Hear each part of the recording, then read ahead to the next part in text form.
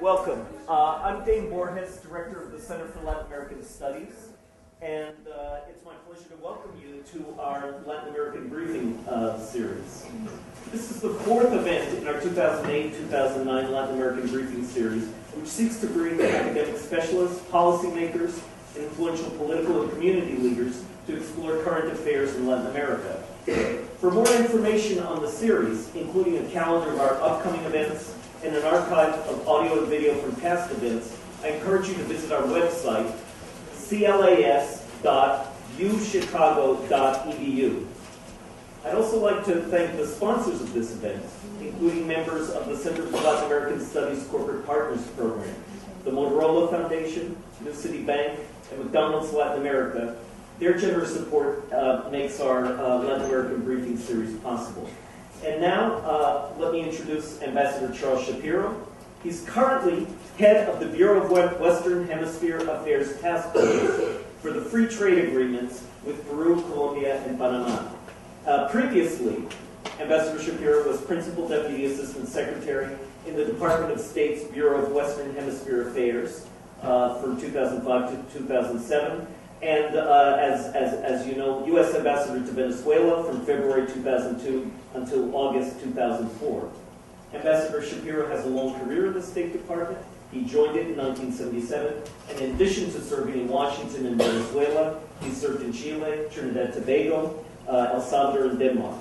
Among other honors, Ambassador Shapiro is the recipient of the Presidential Meritorious Service Award in 2005 and the Chilean Orden al Mérito in 2007.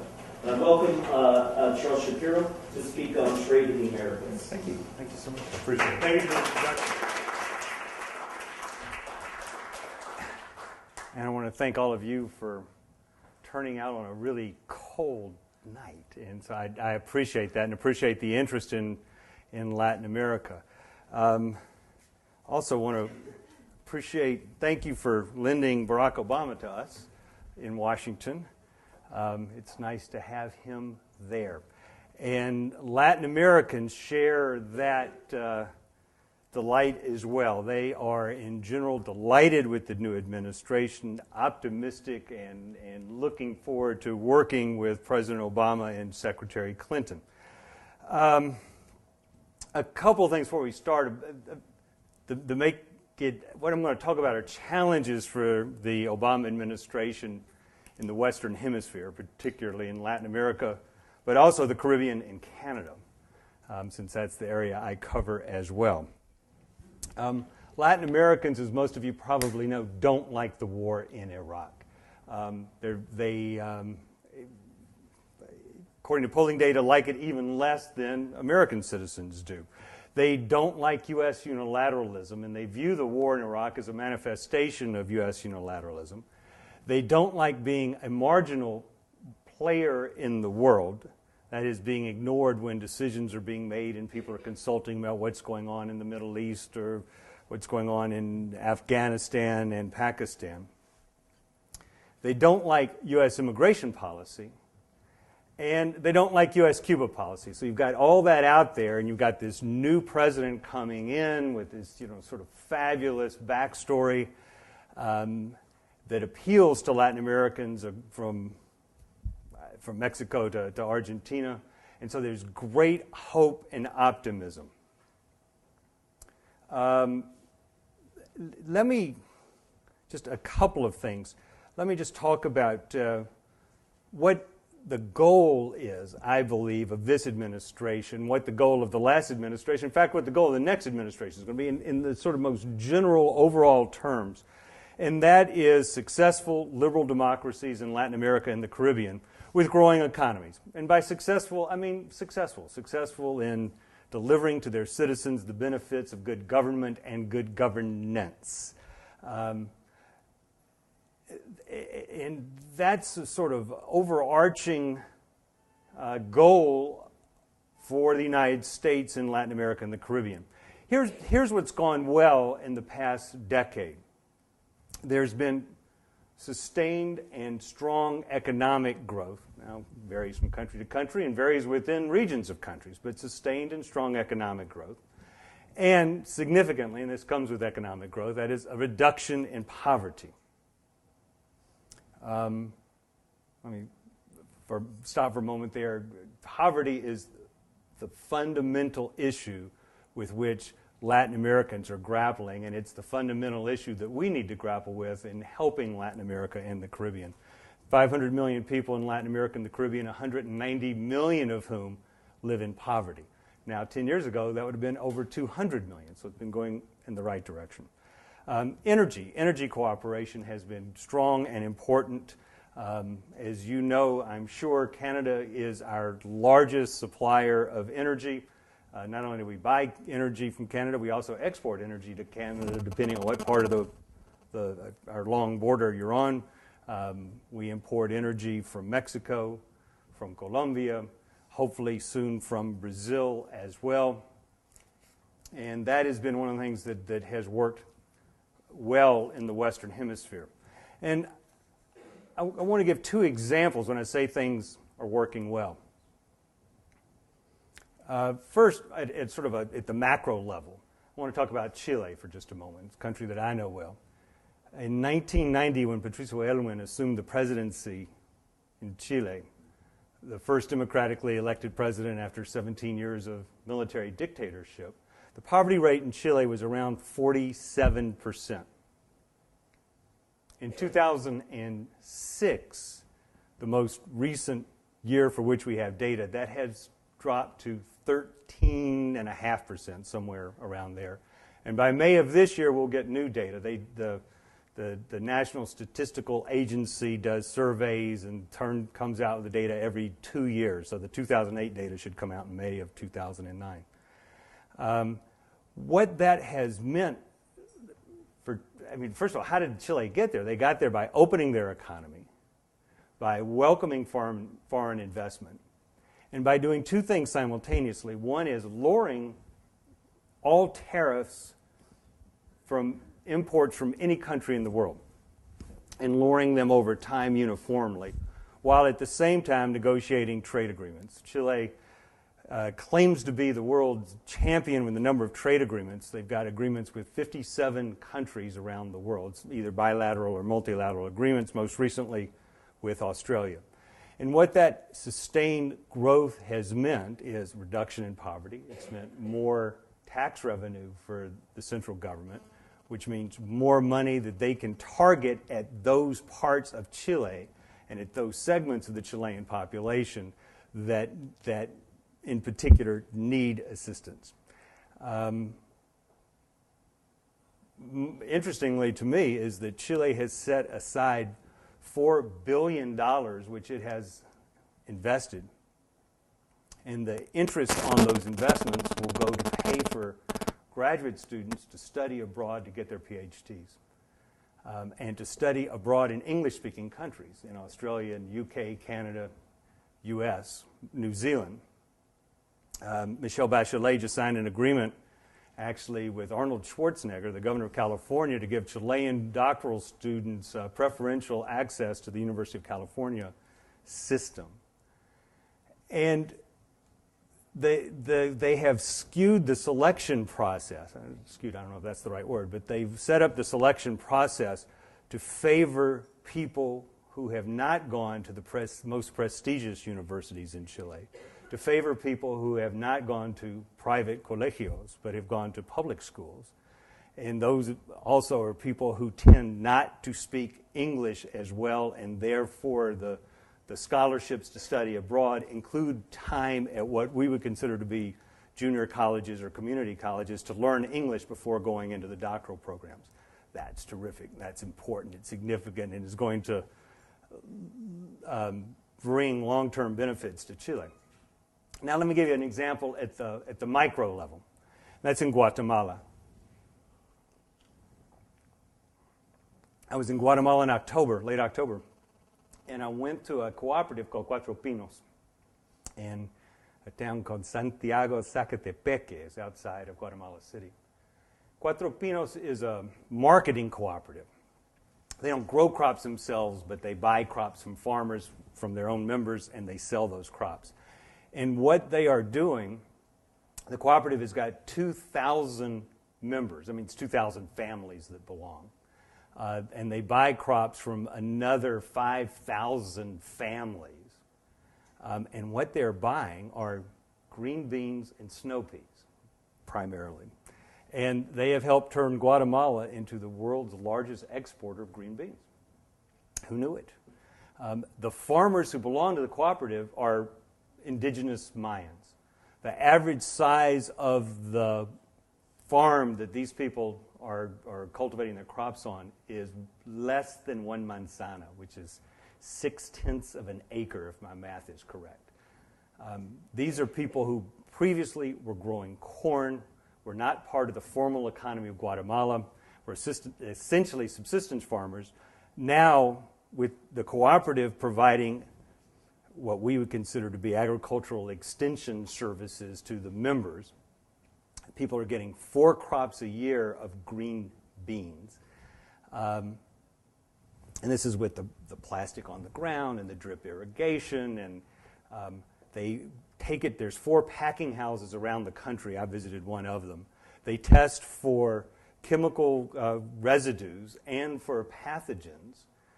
They select they sort the crops, they pack the crops, they wash them, they clean them. And if you go to, I assume you have Costco in Chicago, is that right? If you go to Costco, the green beans in Costco that say LA Salad Company, in fact, are from Guatemala and are produced by Cuatro Pinos. I mean, it is an extraordinary thing. And so when you go, as I had the opportunity to do, and you talk to the farmers, they say, well, our children don't get sick as often because we're using less pesticide on our crops, right? Using less pesticide on our crops. I've got more money than ever before because none of these people are getting rich, by the way, but because I can produce 4 crops per year on my land. My children are going to school. This is an extraordinary change. In the packing houses, tends to be the daughters and the wives of the farmers who are working in the packing houses. There are computer centers set up, literacy program and GED programs for the women who work there. And when they're not being used by the workers, they're open to the public schools in the communities. They've also got dentists and doctors at the packing houses, both for members of the cooperative, but also, again, for the larger communities in which they're located. That's extraordinary. That's change. That's important change at the micro level. So when I talk about reducing poverty in Latin America, that's what we want to do, and that's what we want to help do. And that's one of those themes that you will see this administration addressing is poverty, economic development. And as the president said in his inaugural address, a nation cannot prosper long when it favors only the prosperous. Right? The flip side, I mean, you've got poverty and economic development. I mean, one is the solution to the other. Other cross-cutting theme that this administration will have to deal with is radical populism. Radical populism in Latin America, we can talk about it more in the question and answer period, but it is, in fact, a result of social exclusion. Social exclusion. That is, across Latin America, there are people who do not participate in the national political life of their nations and who do not participate in the formal economy of their nations, but rather in the informal economy, either as subsistence farmers or as workers in the informal sectors in the larger cities. Again, at the inauguration, Reverend Lowry talked about inclusion, and that's something that we need to talk about. And when you look at Latin America, and those of you who are studying Latin America know that social exclusion is focused on, affects most ethnic and racial minorities across Latin America, affects women more than men, and affects rural areas more than urban areas. So that what you'll see across Latin America is you can improve your standard of living just by picking up and moving to the capital or to the major provincial centers. And so Latin Americans have to deal with this. Other issues that the administration is going to have to deal with, whether that are important for Latin Americans, are immigration. What we perceive of as domestic policy in Latin America is seen as foreign policy. So we're going to have to deal with that. We're going to have to deal with new players in the hemisphere from outside the hemisphere: Russia, China, Iran. We are going to have to deal with drug trafficking in the hemisphere, and I wish nobody had ever called it the war on drugs, but with our struggle against drugs as the most drug-addicted country in the world, the United States. And that means both in terms of what we're doing and helping nations do abroad, but also in terms of demand reduction in the United States and drug treatment programs in the United States. And we're going to have to, there's a new phenomenon, new to me, and that is gangs. Gangs in Latin America, particularly in Central America, where gangs in small Central American countries in some ways represent a threat to the survival of those countries. It's something that you don't think about as being a foreign policy issue, but in fact it is. And that's not to say there are not gangs elsewhere. I mean, there are gangs in Brazil, and they're terrible. But the gangs in Sao Paulo and Rio don't affect the survival of Brazil. Gangs in Honduras, in fact, do, because you've got gangs who are better armed and more audacious than the police of Honduras are. And overlaying all this is the global financial crisis. All right? I mean, it's affecting us, it's affecting Latin Americans and Caribbeans, it's affecting the whole world. The IMF on the 28th of January said that they foresee 0.5% growth worldwide in 2009. 0.5%. Okay, that's the world economy.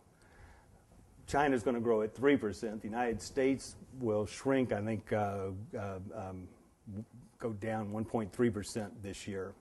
Again, their predictions, who knows whether that will come true or not. And it is going to affect various Latin American countries, and it will, to varying degrees, it will affect those whose economies are most linked to the United States most severely. And by that I mean Mexico, the Caribbean, Central America, Venezuela, and Colombia, because their economies are most closely tied to ours. So it's going to be a very, very difficult year. We've got some bilateral issues we need to deal with. First of all, I mean, since I'm talking about Western Hemisphere, is Canada.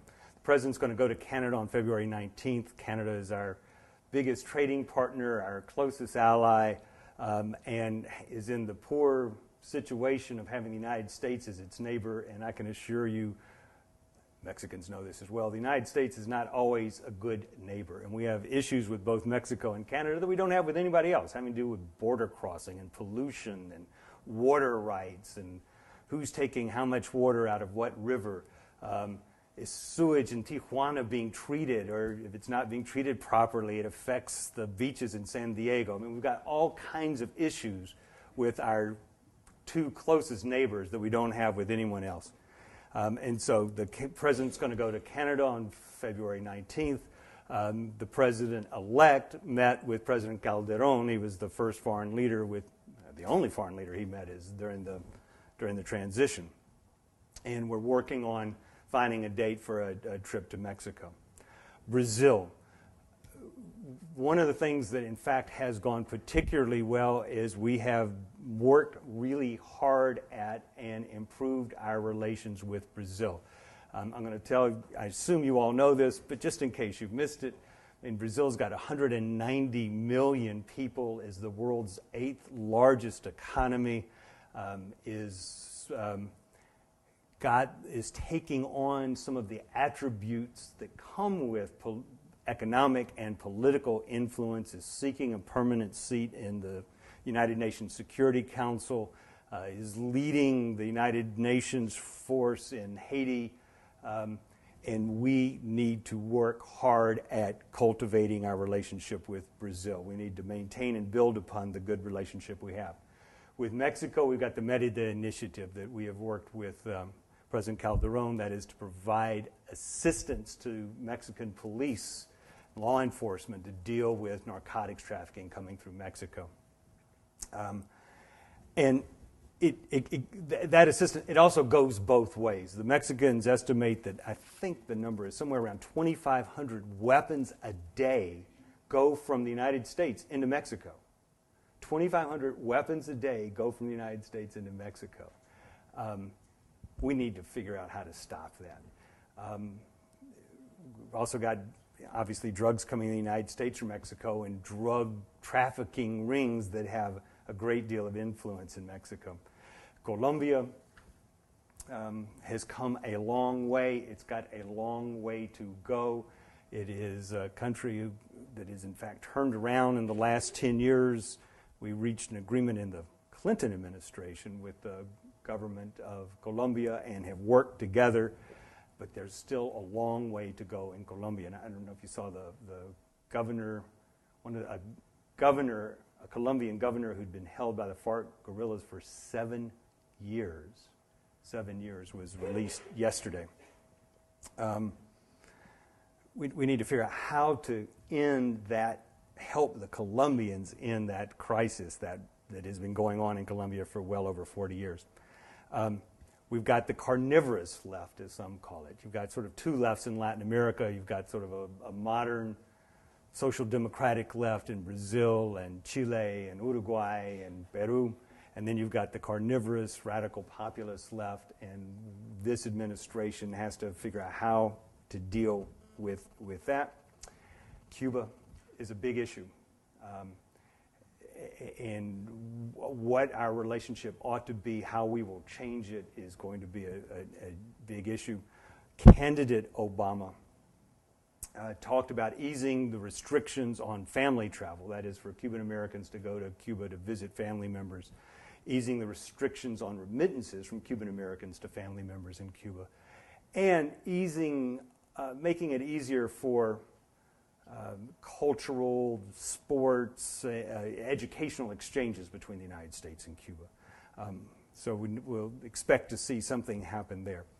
And then I would be remiss if I didn't talk about Haiti for a minute. Haiti is the most fragile situation in the Western Hemisphere. It is a tragedy. It's been a tragedy for decades. It is going to be a tragedy, and not we, the United States, but we, the international democratic community, need to figure out what we can do to help get Haiti moving ahead.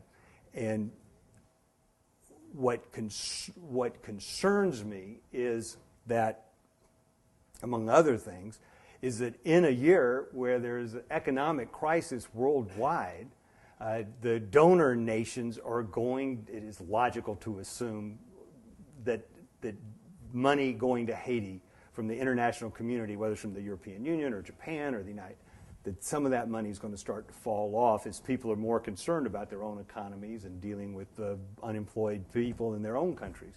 So we've got to keep our eye on and help Haiti, which is in fact the poorest of the poor. Here's some dates to look out for, just some things as we look ahead. February 15th, 10 days from now, there'll be a referendum in Venezuela on the constitutional amendment which would remove all term restrictions in Venezuela.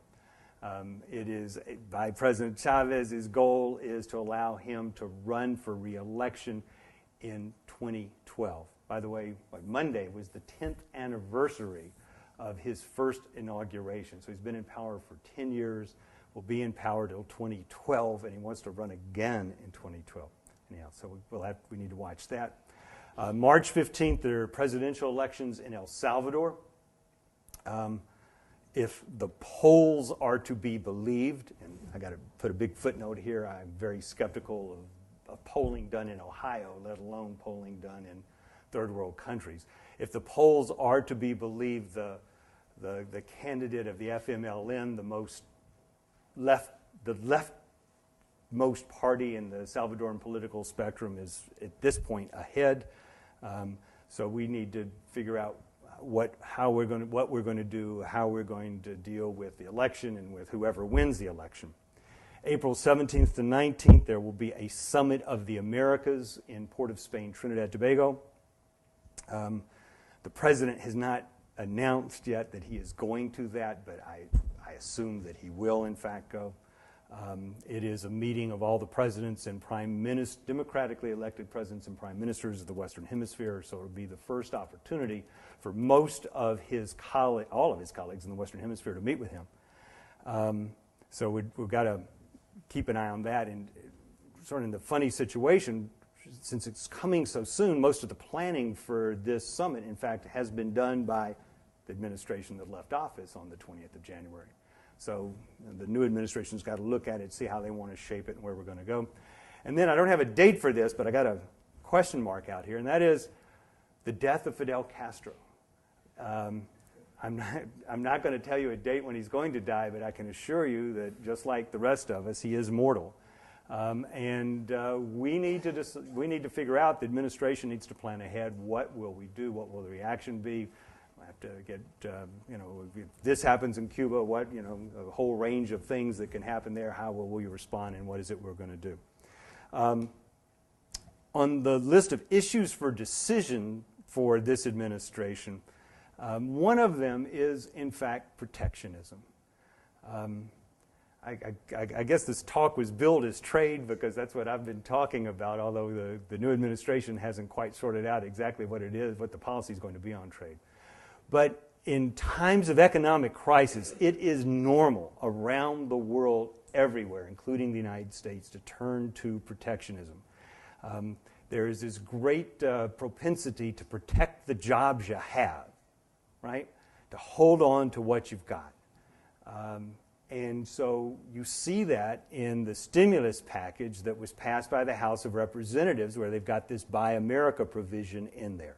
That is, that any steel that will be used for any infrastructure projects funded by the stimulus package, the steel must be bought in the United States. Well, from one perspective, that makes perfect sense. But from another perspective, it runs the risk that other countries, of course, will do exactly the same thing. That other countries will say, well, wait, we're not going to buy things from the United States. We're going to buy things in our country. We're going to buy Mexican-made goods or Canadian-made goods or Brazilian-made goods and not import. And so we've got to figure out how we're going to deal with that. The president of the Federal Reserve Bank of Dallas put it interesting. He said, let me be blunt. Protectionism is the crack cocaine of economics. It may provide a high. It's addictive, and it leads to economic death. That's great. But President Obama told Fox News yesterday, he says, look, we can't send a protectionist measure. We've got to look at this. And, obviously between a bill being passed by the House and getting it passed by the Senate and then getting the conference, the two versions of the bill, we'll see what will happen. We've got to decide what we're going to do with the trade agreements that are pending. We have concluded trade agreements with Panama and Colombia. The Peru agreement was concluded, was approved by our Congress, and went into force on January, I think, 17th, if I'm not mistaken. Okay, so it's in effect, either the 17th or the 18th. But we need to decide what we're going to do with Panama and Colombia. We've got these agreements out there, and what are we going to do with them? How are we going to move forward on them, if we want to move forward on them? And we've got an initiative called Pathways to Prosperity, which is an initiative with all of our trade agreement partners in the Western Hemisphere. So it's 14, Canada to Chile. To try to find ways not to pass new trade agreements, but to make the agreements we've got work better, work more efficiently, and, importantly, how do we broaden the benefits of trade so it's not just major companies that are benefiting from trade. When we talk about trade issues, we talk about the macro economy, right? And which is wonderful, which is important. If economists are talking to each other, bankers are talking to each other, or financiers are talking to each other, of course you're going to talk about the macroeconomy. We talk about foreign direct investment, and GDP per capita, and Gini coefficients, and all these things that I guarantee you make people's eyes just glaze over within 30 seconds. But the real issue is the microeconomy, because that's where all of us as voters, that's where all of us as workers, that's where all of us live. We all live in the microeconomy, not in the macroeconomy. And what we want to know is, what are these agreements going to mean for us, for our jobs, for our children, for our universities? And I think that's what we need to figure out how to do so that people understand it. And I think that we, the executive branch, we, the Congress, we, U.S. academia, U.S. NGOs, U.S. business we've done a terrible job of explaining to American citizens what trade is about and how it works. With that, I'm going to stop and be delighted to answer questions, and I hope you have a lot of them. My name is Andres, and I have a question about the embargo with Cuba. Mm-hmm. What is the Obama administration's stance on the embargo? Do you see that there's a chance for it to be removed? I don't know. What do you have to say about this issue? Okay, everybody heard the question. What about the embargo? Okay, a couple of things I got to tell you about the embargo. Number one, it's law. Okay, it's law. So to change the embargo requires legislative change. So it's not something the president can just do, right? The things that candidate Obama, in a speech he gave in Miami, I think in June, talked about were making it easier to send remittances, making family travel easier, making educational exchanges easier. That the president can do. That's policy. But the embargo is law. And so, look, we're in the, 12 days, 13 days of the Obama administration. I don't think they quite worked out yet what it is they want to do. There have been a whole slew of studies by every think tank at every university in the United States, about what you ought to do in Latin America and what the new administration ought to do in the Middle East and Africa and so on. And there are loads of them out there saying that we need to get rid of the embargo. And there's some that say we shouldn't get rid of the embargo, and that's a decision that the new administration is going to have to wrestle with and come to a decision on. What the embargo says is that we cannot, the United States, can't sell products to Cuba except for food, agricultural products, medicine and medical products. I mean, it's defined on these long lists that international trade people keep. We are actually we are the number one supplier of agricultural products to Cuba. We sell, I think, $450 million in 2008 to Cuba. You can't go to Cuba for tourism purposes because you would be spending money in Cuba. You'd be trading with Cuba. It's against the law. You can, as a student, however, go to Cuba on an educational exchange. You could go study at a university in Cuba, right? Reporters, researchers, academics, and clerics, not just clerics, but broadly defined, people who are working with their co-religionists in Cuba can go to Cuba. It's complicated, and to change it would require a change in law. And the administration is going to say, A, do they want to do it? And B, if they do want to do it, do they want to, how soon? I mean, what's the priority on that? With all the other priorities that the administration's got. What candidate Obama said in June was that he wanted to keep the embargo for now because he thought that it gave some leverage to put pressure on the government of Cuba. So we'll see how they come out. Do I believe what? That it actually does work in adding pressure to the... It makes it much more difficult economically for the government of Cuba. That is for sure. That is for sure. Yeah. So now, does that pressure they will respond to or not? And is it good? Is it bad? Those are all the things those are political decisions, and there's loads of people got loads of views on that. We got loads of questions. I'm Danielle. Hi, Danielle. Candidate Obama talked about the issue of labor unionists in Colombia in relation to the free trade agreement. So I just have a question a little bit beyond that in terms of extrajudicial executions in Colombia, people who have been dressed up as false positives to show that numbers are going up for the military. What is the State Department and the administration's response to that growing issue? It's horrible, and that the government of Colombia needs to address it. And in fact, the government of Colombia appears to be addressing it. Are they addressing it as quickly as they should and as thoroughly as they should? I can't give you an answer to that. Let me tell you what she was talking about, in case any of you aren't following this issue. And that is that starting, I think probably back in September, there started to be evidence that Colombian military units were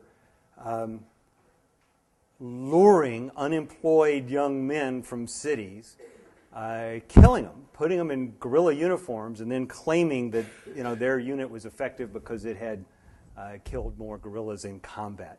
To the government of Colombia's credit, when faced with that information, they investigated and they fired a whole bunch of officers. And then it turns out that it was more widespread than they thought, and that's what they're dealing with right now. And they fired more officers and are turning people over to civilian courts. Yeah, it's a real issue. It's a serious issue, and it's one that needs to be dealt with and dealt with forthrightly.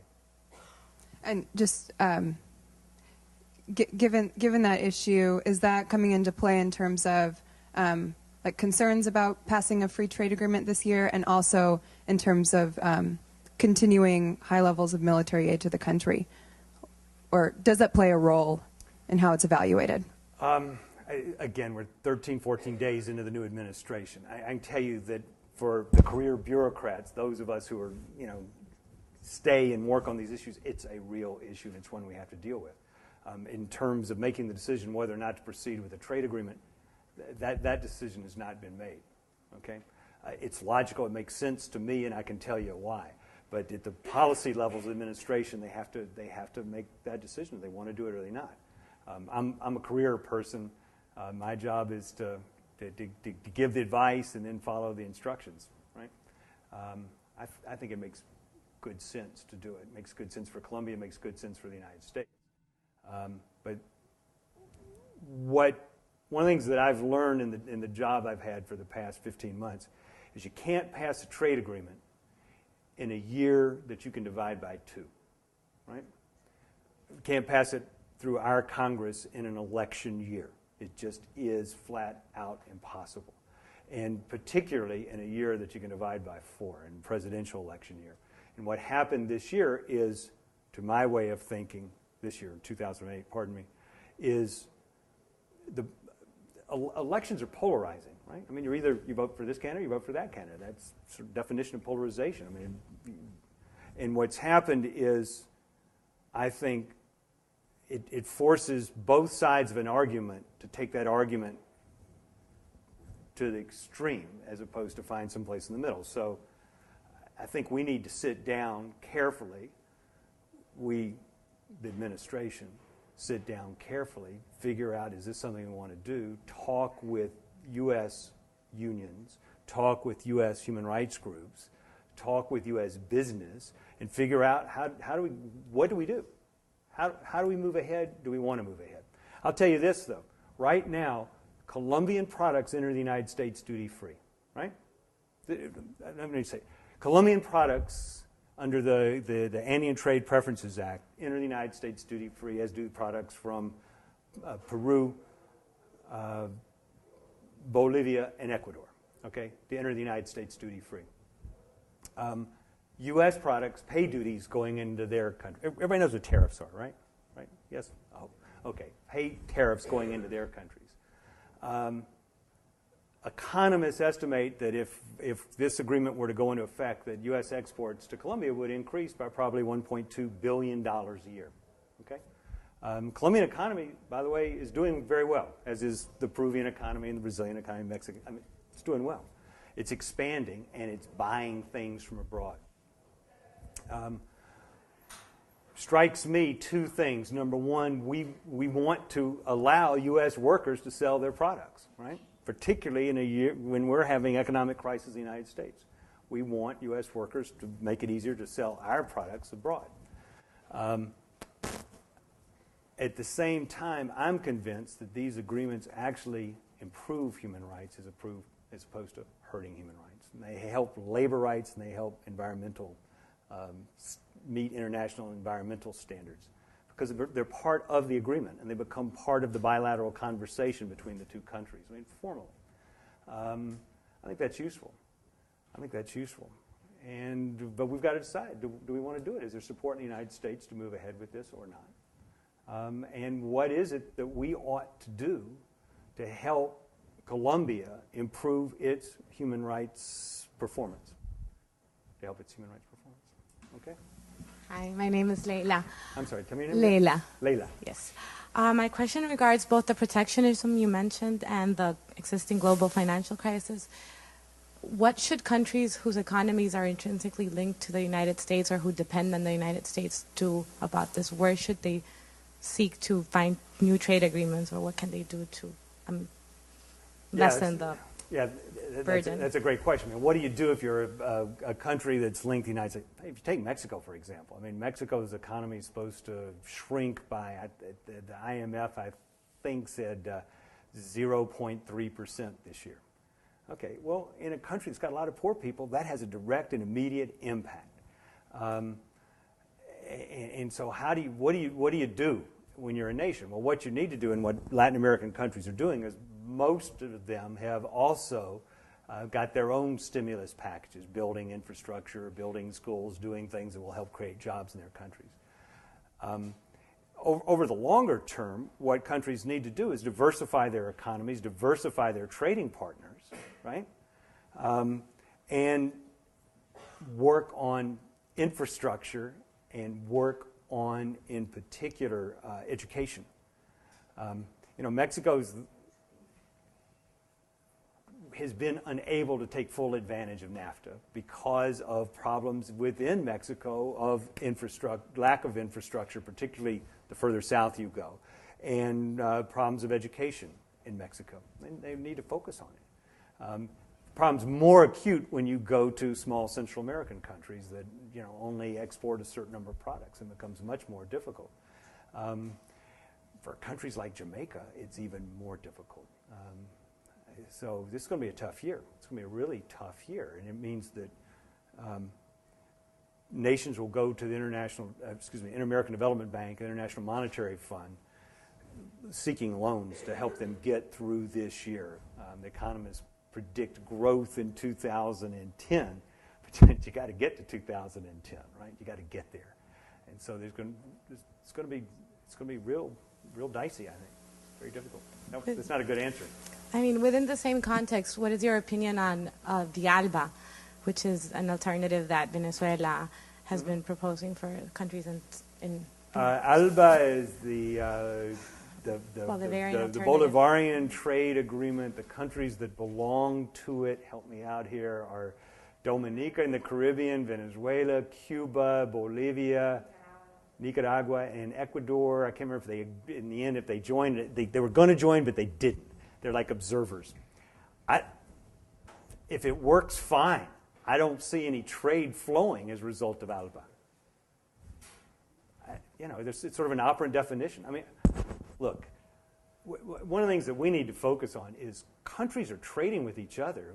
We have this sense in the United States, just like everybody else, we think we're the center of the universe. We think everybody's dying to trade with us, and all they want to do is trade with us. In fact, they do want to trade with us, but they also want to trade with the Europeans. They want to trade with the Chinese, the Indians, each other. Mercosur is terrific. CARICOM is terrific. The whatever bilateral trade pacts. And I had this young woman who works part-time for me. She's a graduate student at Georgetown, knows how to do this. Do slides that overlaid, who's got trade agreements with whom. And it turned out to be such a jumble, it wasn't, it looked like a bowl of spaghetti turned upside down on a map of the Western Hemisphere. Because you can just go on and on and on between bilateral agreements and multilateral. The Peruvians are negotiating with the Chinese, for goodness sakes. The Mexicans have a free trade agreement with the European Union. Peru and Colombia are negotiating with the European Union. Colombia's got an agreement with Canada. Okay, so U.S. farmers will be at a disadvantage relative to Canadian farmers to sell stuff to Colombia. I mean, that's the real world of business and of trade. And If ALBA works, I think that's fine. I don't see any evidence that it's working. No problem with the ideology. Well, the ideology is their ideology. I mean, it's ideology I don't believe in. But if they believe in it, that's fine. You know, I mean, I think, look, it's the ideology of state enterprise and state intervention in the economy, right? Well, we've just intervened in our economy too, right? You know, but state enterprise, you know, if it works, great. But what economic growth in Venezuela and Bolivia and Ecuador have been based on is booming commodity prices, right? Commodity prices are down. So what are you going to do now? Venezuela this year is supposed to have 45% inflation. 45% inflation. It had 30% last year. Inflation is a tax on the poorest people. Inflation is a tax on the poor. The wealthy have got bank accounts outside the country.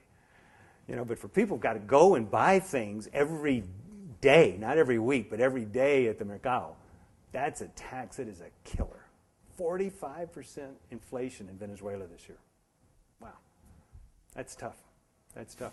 I was wondering what you think about this. If Nixon did not pay attention to opening trade with China and all that money and all that invested was diverted to our South American brothers, where do you think our situation would be now vis-a-vis Latin America? Well, now there's a hypothetical I'm not sure I can deal with. Look, here's the deal, is countries are competing with each other. It's a constant beauty contest. I mean, Colin Powell used to say, you know, money's a coward, right? Money goes where they think they can get returns on investment. That's what you do with your money, and that's what businesses do with their money. Latin America, until this year, has received an average of $13 billion a year of direct investment from the United States, $2 billion of bilateral assistance, $45 billion last year in remittances just from the United States, $45 billion in remittances to Latin America and the Caribbean. Investors make that decision. Are they going to get a better return on investment investing in Singapore or investing in Mexico? And, you know, we can't direct that. That's one of the things that you try to do with trade agreements, because first of all, trade agreements aren't just trade agreements. They deal with a whole gamut of issues, including investments. But money's going to go where people think that money will get the best return. And so there's a sort of a sub-genre of books and studies about, and people just saw in Washington, somebody's giving a seminar on, you know, why Latin America lags behind, you know, or behind Eastern Europe and East Asia, which have grown so well over the past 20 years relative to Latin America. And it's a real issue that Latin Americans need to deal with. Andres Oppenheimer did a great book. Yeah, I mean, I was trying to think, what's it called in English? It just came out last year, and he translated from Spanish into English. And it's terrific. It's worth reading. And he talks about, you know, so he goes to China, goes to Ireland, goes to Poland and the Czech Republic, and goes to Argentina, Chile, Mexico, and I can't remember where else, and essentially meets with the same officials in each country. And it was sort of interesting because he said in the countries that are doing well, government officials tend to be pragmatic and forward-looking. In the countries that aren't doing well, officials tend to be ideological and focused on the past, right? I mean, and that's an orientation that he diagnoses. It's a great book. It's a great book. Maria, nice to meet you. You spoke briefly about migration, about drugs, and about maras as different issues. And there's a sense that these are very closely related, and they have some linkages to what's, you know, been dealt with here in the United States, especially in terms of urban violence, most specifically in LA, because these maras, because these gangs have all these linkages between them. The gangs in Guatemala and El Salvador are oftentimes the children of those that have migrated to the United States, and these broken families result in all this youth unemployment, people that receive money from abroad. I was just wondering if the administration recognizes that it's not three different issues that they have to grapple with, three different policies, but that it's, the symptoms of of one common issue, first of all. And the second question I want to ask is on the policy of these forced deportations and the criminalization of migration. If the policy was going to continue in the sense that they identify illegal aliens, as they call them here in the United States, as criminals, and they are either jailed or sent back. I was just wondering if, I know you said 13 days. I can't answer that. Do people realize that these issues are interconnected? Of course they do. Of course they do. Look, I live in Northern Virginia, where the same Maras where I live are operating in El Salvador, right? And there's a flow of people back and forth between El Salvador and Northern Virginia. In immigration issues, you bet we understand it. Narcotics, drugs issues, of course we understand it. There was hearings today. Chairman Engel of the House Western Hemisphere Affairs Subcommittee of the House Foreign Affairs Committee. Okay, long title, but the people in the House that do Western Hemisphere. And Cynthia McClintock, who's a professor at George Washington, if I'm not mistaken, was one of the people that testified. And she said, well, we need to legalize cocaine in the United States because of the destruction that it is wreaking in Latin America, in the source countries, Bolivia, Peru, Colombia, but the transit countries in the Caribbean, Central America, and Mexico. She was almost laughed out of there by the congressman holding the hearing, right? I mean, I don't see it, certainly not in the few years left in my career, but I bet you in your working career, I don't see drugs being legalized in the United States. I mean, it's a political decision, right? And again, we look at immigration as a domestic issue, right? I mean, I don't know where your hometowns are, but it really is a domestic issue in the United States, where people feel, to some degree correctly, that my property taxes are going up in little towns that haven't had immigration in decades, to help pay for ESL teachers. My wife's an ESL teacher, by the way. Pay for ESL teachers and find bilingual policemen and social workers and deal with hospital admissions. Well, that's a fact. I mean, people's property taxes are going up, and people really care about that. On the other hand, we've got this tremendous demand for manpower in the United States. How do you square those things, and how do we deal with that? And how, do you just say, well, anybody who can get across the border stays? It is a really people say it's one of the third rail issues of U.S. domestic politics. President Bush, to his credit, tried to get immigration reform through the Congress.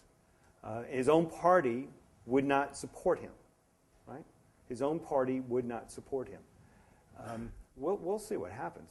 The other thing, I mean, sort of talking about immigration for a second, that I hear when I travel through Latin America, and I go to countries like Panama, that I don't know that there are any Panamanians in the United States illegally. I mean, it's not a... But when I met with Panamanian editors of newspapers and magazines, they were, how could you do this? This is horrible what you guys are doing in the United States. That you're treating these people like criminals when all they're doing is seeking a better life, right? And I think that is a perception from Argentina to Mexico. Is, why are we criminalizing this? Why are we treating these people so poorly?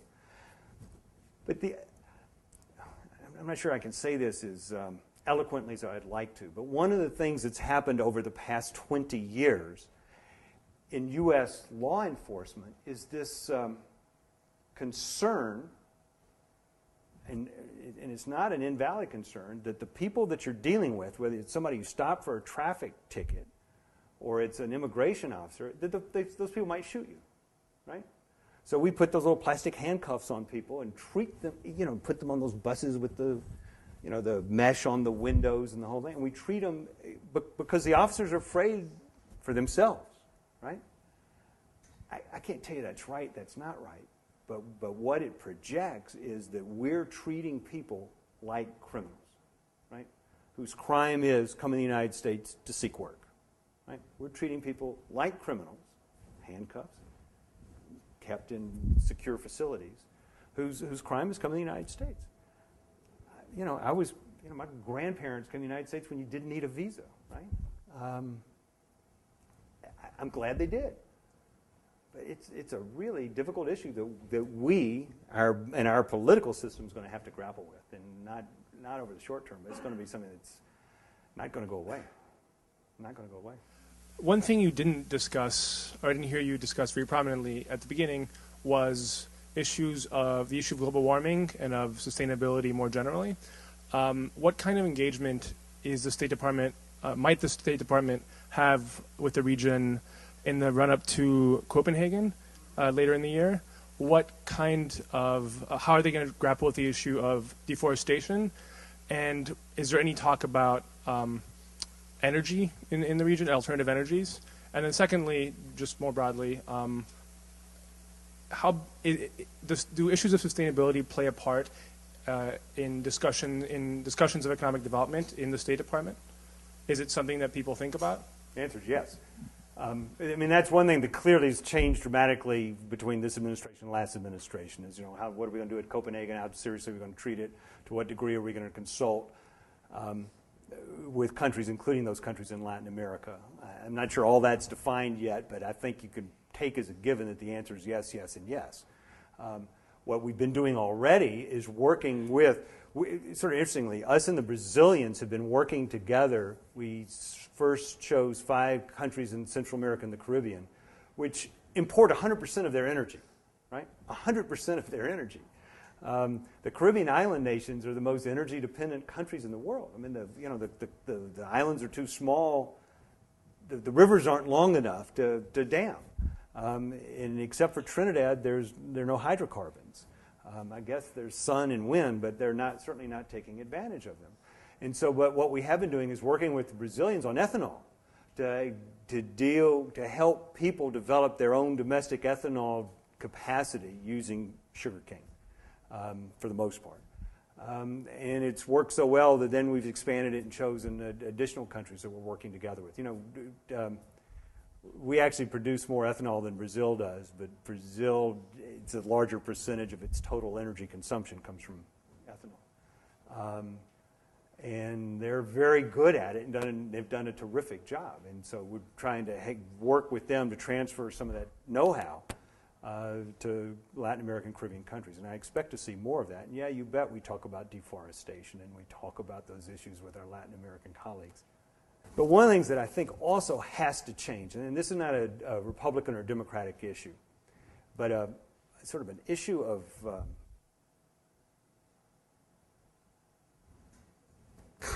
conception of the world. We're very good at consulting with Latin American countries about Latin American issues. Right? But we don't, by and large, consult with Latin American countries about the Middle East, or about Iran, or about North Korea, or about global warming. Issues that are not Latin America specific issues. That has started to change, by the way. So when we meet with the Brazilians, we meet with the Chileans, when we meet with the Mexicans, we talk about the whole world. But we always, if some big initiative's coming up, we always consult with the whatever countries the president of the EU. We consult with the French and the Germans. We don't always go and consult with Mexico and Brazil, and we ought to. And one of the interesting things that's come out of this financial crisis is this G20 group, which Brazil, Mexico, and Argentina are part of, that met in London and will meet again in London in April, if I'm not mistaken. And I think that's interesting because it is Latin American countries being involved in the global stage. And I think we will see more of that in this administration. I think it's important.